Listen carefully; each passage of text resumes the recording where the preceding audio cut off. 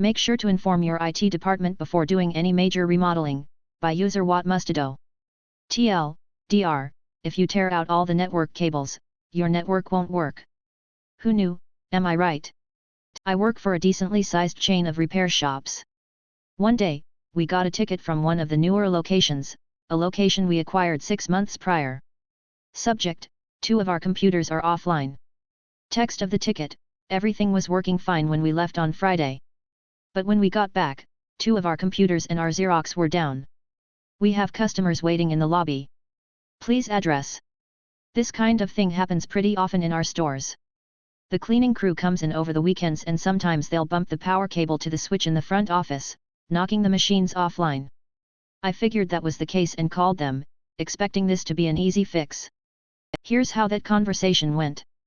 Me, hey, this is IT, calling about that ticket about the offline PCs. Can you tell me a little more about what's happening? The store manager, yeah man, 2 of our modems, this is what half of our employees call computers, for some reason, are down and we got a lobby full of customers. What do you need me to do? Me, can you go trace the Ethernet cables on the computers that are affected? The box they're connected to probably got unplugged. Once I described the Ethernet cable for him, he did so. Manager, they're all unplugged, man. Where should they go? That one stumped me.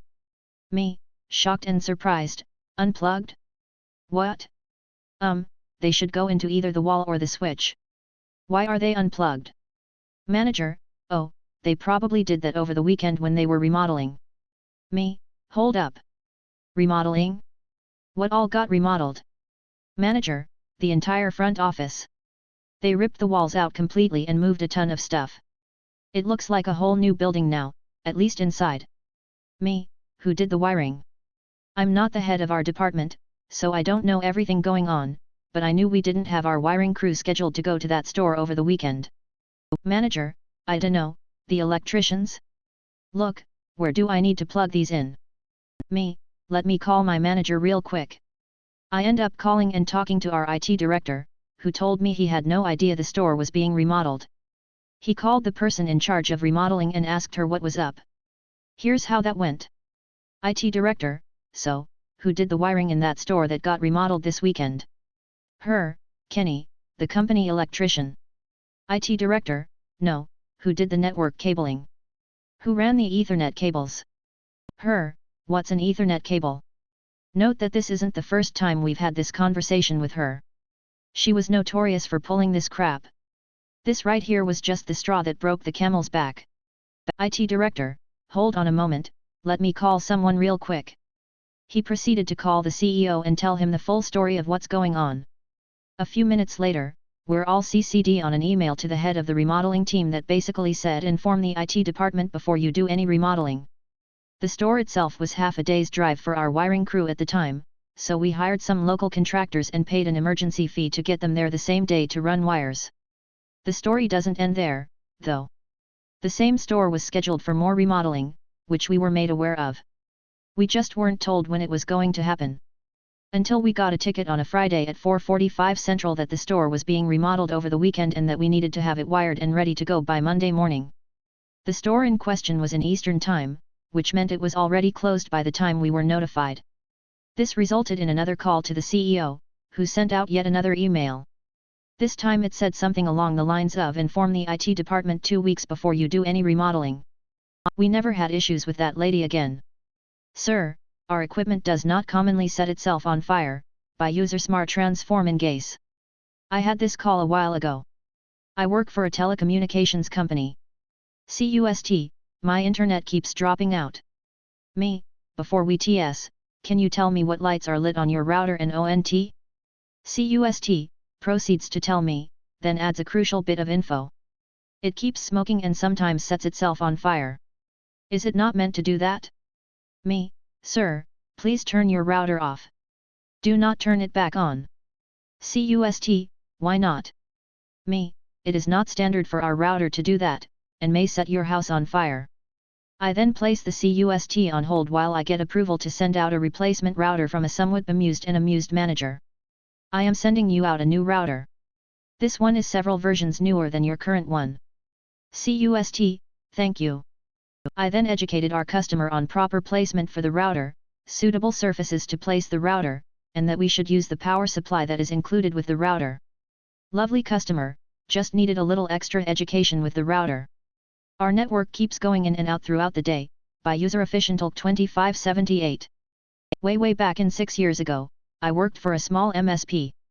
Just my boss and I handling small to medium size offices with a bunch of mom and pop shops interspersed. We had a few contracts, but most clients were the call as needed type. We had a few legacy clients that did their own thing and only called us when they messed something up. This is one of those calls. $Me, TechCO, this is Elk. $Client, hey Elk, I installed a new router last week and we're having some intermittent network outages. Happening at random times throughout the day, though more frequent in the morning and around lunch. $Me, oh, I had no idea. That's usually something you should alert us to so we can update your company file and better support you. Passive-aggressive professionalism is a skill. I'll head over to check things out and grab the new credentials from you. They were a block away from us and the remote connection was failing due to him conveniently leaving that configuration out of the new router. Though he did get the business necessities running for their server application. Good for him. I get over there and start walking towards the network closet which just houses a wall-mounted switch, router, and modem with a 2012 Essentials tower on the floor. $Client, oh no, it's not over there anymore.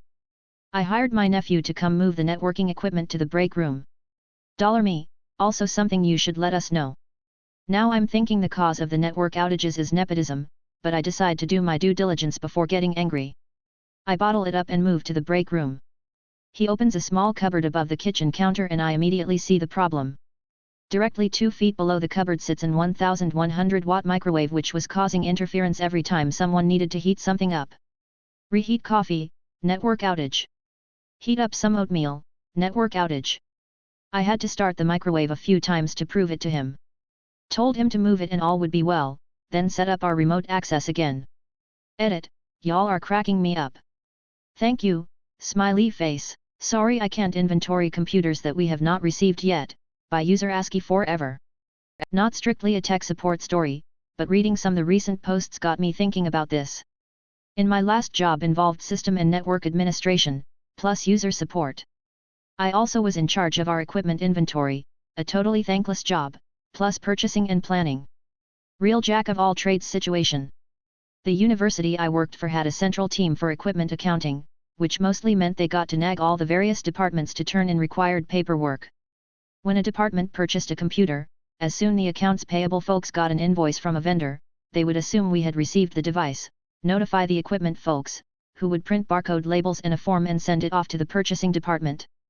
Department minion, me, would verify model and serial number, indicate building and room number, sign and return the form. This was pretty straightforward 99% of the time. Then one day I got a form and barcodes for 4 or 5 computers I had never heard of. The form had the PO number, so I was able to dig around in our accounting software and find out who had ordered these computers and what the status was since I normally received all purchases and then delivered them to proper person. When I checked with the professor who had ordered these, he told me they had not been delivered yet. Okay, no problem, we'll get them in a day or 2. This was the downside to our accounting folks assuming that invoiced was the same as received. I stuck the form and barcode labels on my corkboard and forget about them. 30 days go by and I get a nasty gram email telling me that if I don't return the form as required, the equipment people will send someone over to put the labels on and we will charge an hourly rate for this. So, I check and find that we still have not received the computers, the vendor is having some issues. I call the equipment folks and explain that we don't have the computers yet. Conversation goes something like this. Equipment folks, but accounting tells us the company sent an invoice. Me, maybe, we haven't received them, and we have not approved the invoice for payment. F, but you have put the labels on and send the form back. Me, there's nothing for me to put the labels on. We don't have the computers yet. F, but if you don't send the form back, we have to send one of our people to do it and charge you. Me, you're not listening to me. If you send someone over, they won't be able to put the labels on, there are no computers. We don't have them yet. I was really amazed that this was such a difficult idea for this person. I realized they were just doing what they had been told, but this couldn't have been the first time this had happened. F, okay, I'll make a note that you have a 30-day extension, but after that you have to return the completed form. Me, I understand, I'm sure we'll have the equipment by then. Of course, we didn't get the computers in 30 days. I again got a nasty email, CC'd to whole bunch of bigwigs, basically saying I was a troublemaker and they going to send someone over to tag the computers. This time I looked up whoever the manager was for these folks and called them. I explained the whole story and they agreed to cool off the folks that were hounding me. I then emailed the manager, thanking them, reviewing the situation, and CC'd all the bigwigs, just a CYA move. I also followed up with the professor that had ordered these freaking computers to find out what was going on. Turned out there was a long-term problem with the vendor, they might not be able to deliver the computers. Ever. The PO was shortly cancelled and I sent all the paperwork back to manager of the equipment folks. The lesson I learned was that no matter how good a system is, there has to be a way to handle exceptions. Always. We have done this dance before. Do you want me to show you step by step or you want to take my word for it this time?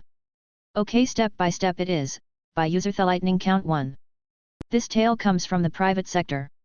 It is an old tale and one that I enjoy retelling. Back in the day when Win 7 was the golden child and 8/8.1 was the relative we didn't talk about at Thanksgiving, I had a repeat customer. One that, let's just say he refused to believe a word I said unless I meticulously showed him the truth.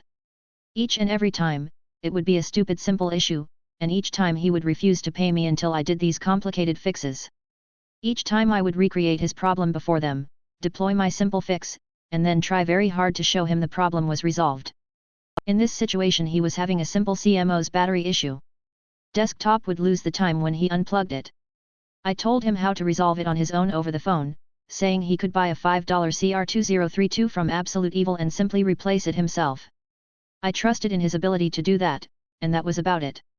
In true fashion, he did not believe me. He was certain that this computer had a corrupted BIOS and needed a BIOS update.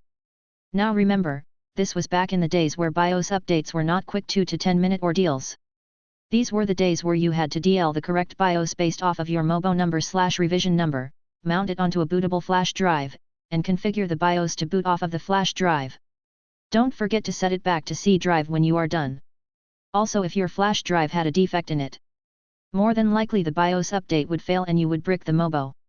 So I explained to him to just try my solution first.